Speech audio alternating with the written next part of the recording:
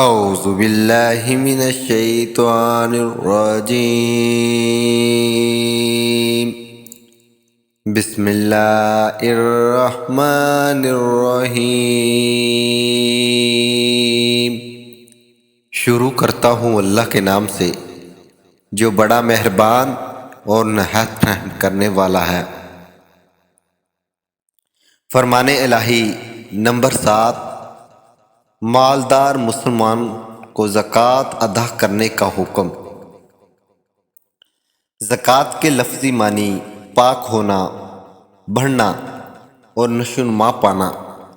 شریعت کی اصطلاح میں اس سے مراد وہ مالی عبادت ہے جو ہر صاحب نصاب مسلمان مرد اور عورت اپنے مال میں سے شریعت کی مقرر ہوئی مقدار ان لوگوں کو دو جو شریعت کی نظر میں زکوٰۃ لینے کے مستحق ہیں۔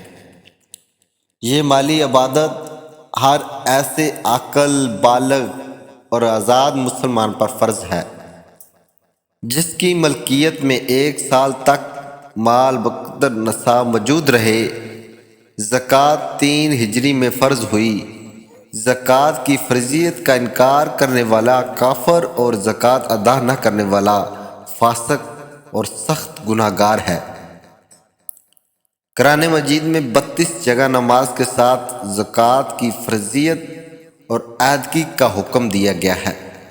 صحابہ کرام رضوان اللہ علیہ اجمعین نے زکوٰۃ نہ دینے والوں کے خلاف جہاد کیا تھا۔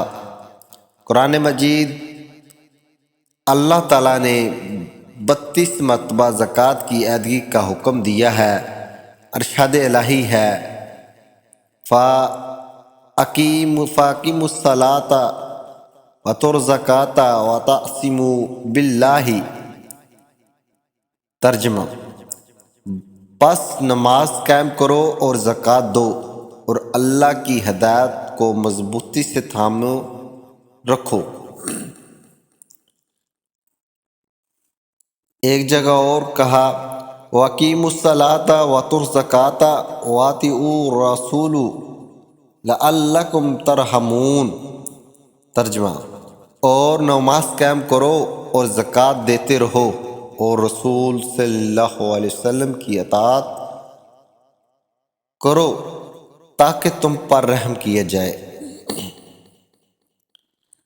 حدیث نمبر 1، حضرت ابو ہریرہ رضی اللہ عنہ سے روایت ہے کہ نبی کریم رؤوف الرحیم صلی اللہ علیہ وسلم نے ارشاد فرمایا کہ زکوٰۃ ادا کر کے اپنے مال کو مضبوط قلعے میں بند کر لو اور اپنی بیماریوں کا علاج صدقے سے کرو اور مصیبت نازل ہونے پر دعائے عاجزی سے مدد مانگو۔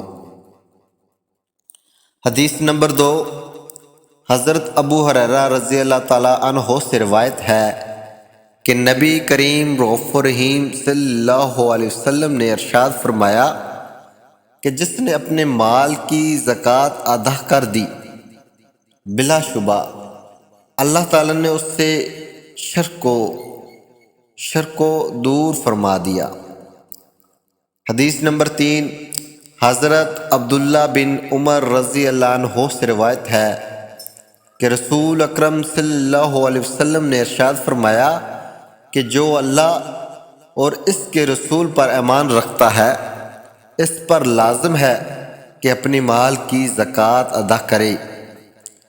نمبر 4، حضرت انس بن مالک رضی اللہ عنہ فرماتے ہیں کہ نبی اکرم صلی اللہ علیہ وسلم نے مجھے ارشاد فرمایا کہ اپنے مال کی زکوٰۃ دے کہ وہ پاک کرنے والی ہے، تجھے پاک کر دے گی، اور رشتہ داروں سے اچھا سلوک کر اور مسکین اور پڑوسی اور سائل کا حق پہچان۔